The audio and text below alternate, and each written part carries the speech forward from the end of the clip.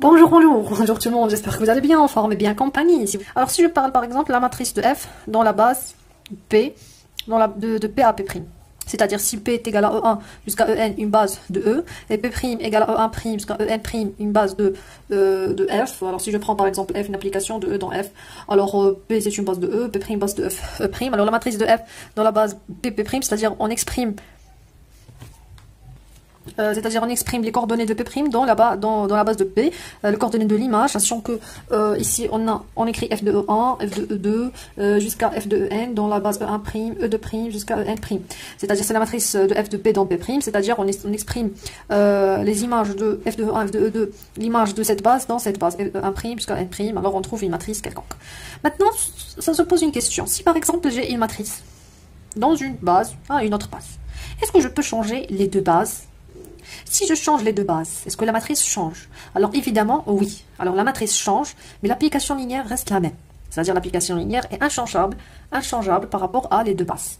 C'est-à-dire si j'ai deux autres bases, par exemple C', deux autres bases différentes de E et F, respectivement. Alors on a la matrice de F dans ces deux bases, à quoi est égal? Sachant qu'on a cette matrice et on a l'application. Alors c'est ça la question qu'on va essayer de répondre. C'est très bonne question et très importante. On va voir pourquoi. Parce que ça aide à résoudre des systèmes, des équations, résoudre beaucoup de problèmes en algèbre linéaire. Changement de base pour les matrices.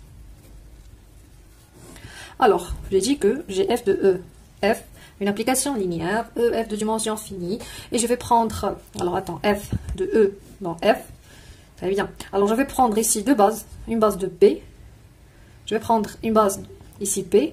Et ici, une base C. Très bien. Ce sont deux bases. Base de celui-là et base de celui-là. Alors, P, base de E. C, base de F. Très bien. Et déjà, j'ai la matrice de F de P à C. C'est-à-dire la matrice de F de P à C. J'ai déjà, je l'appelle M. Très bien. Alors, qu'est-ce que je cherche? Je vais ajouter deux bases. Alors, je vais ajouter une base ici.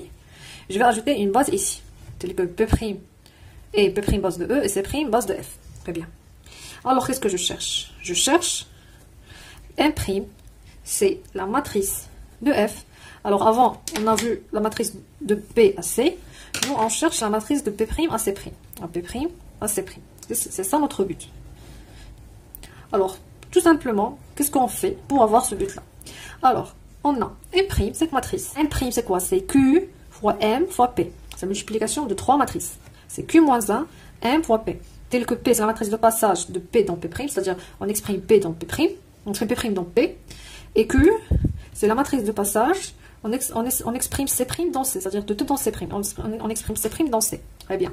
Et je fais l'inverse de Q, je multiplie par M, je multiplie par P pour trouver M'. Très bien. En général, on prend une fonction de f dans E. On prend ici la base canonique. On prend ici la base canonique. C'est-à-dire, et j'ai M, la matrice que j'ai, c'est la matrice de f de la base canonique dans la base canonique. Et je cherche, et j'ajoute ici deux bases, P', P'. Et je cherche la matrice de f de P' à P'. Alors, je cherche M', c'est la matrice de f de P' à P'.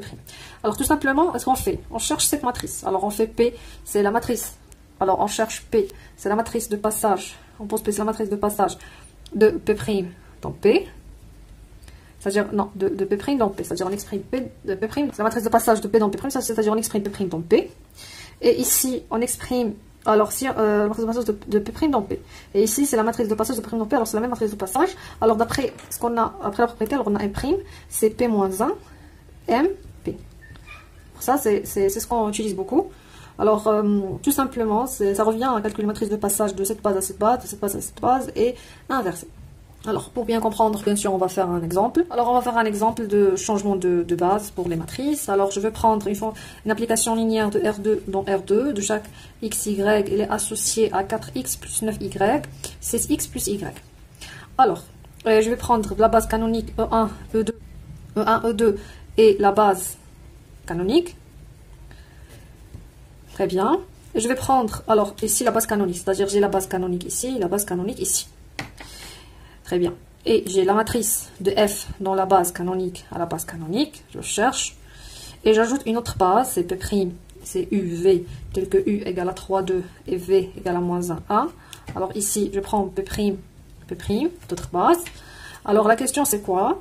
Si j'ai une matrice de P' dans P', je cherche une matrice si j'ai une matrice de P de la base canonique à la base canonique, je cherche une matrice de P' en P'. Alors, ici, premièrement, essayez de... Alors c'est quoi la question? Donner la matrice de F dans la base P' à la base P'. C'est ça la question, bien sûr. Alors, avant de voir la réponse, essayez de réfléchir, essayez de faire ce que vous voulez pour bien comprendre. Alors, premièrement, pour avoir ça, on sait que c'est P-1 fois M. Alors, premièrement, on cherche la matrice de F dans la base canonique à la base canonique. C'est-à-dire quoi? Ici, c'est F de E1, F de E2 dans la base E1, E2. C'est-à-dire F de E1, c'est F de E1. Non, E1, c'est X égale à 1, Y égale à 0. Alors, il nous reste ici 1, il nous reste ici 6. Alors, c'est dans la base E1, E2. Alors, il nous reste ici 4, et ici, il nous reste 6. L'image de F de E2, alors E2, c'est pour X égale à 0, Y égale à 1. Alors, il nous reste ici 9, et ici, il nous reste 1. 9, 1. C'est ça la matrice. Très bien. Alors, pour avoir, alors, il nous reste la matrice de passage. Alors, la matrice de passage de P' dans P, c'est-à-dire, c'est déjà fait. Alors, on exprime P' dans P. Alors, 3, 2. On exprime UV dans la base 1, E2, 3, 2, moins 1, 1. P-1, c'est déjà calculé. Alors, 1 sur le déterminant, fois, on inverse 2. Alors 1, 3, et on change le signe de ces deux. Moins 2, 1. Très bien. Alors, on a un prime par définition, c'est quoi? Alors, un prime, c'est P-1, MP. C'est-à-dire P-1, c'est 1 sur 5, 1 moins 2, 1, 3, multiplié par M, c'est 4, 6, 9, 1, multiplié par P-1, c'est 3, 2, moins 1, 1, et on fait des calculs. Alors, la matrice qu'on trouve, c'est quoi? Alors, la matrice qu'on trouve, je vous laisse faire les calculs. Alors, c'est évident, alors vous pouvez le faire, c'est pas quelque chose de difficile. Alors, c'est une multiplication des matrices, et vous trouvez le résultat. Je vous remercie pour votre attention. Si vous avez des questions, n'hésitez pas à me contacter, je serai toujours ici pour vous. Au revoir.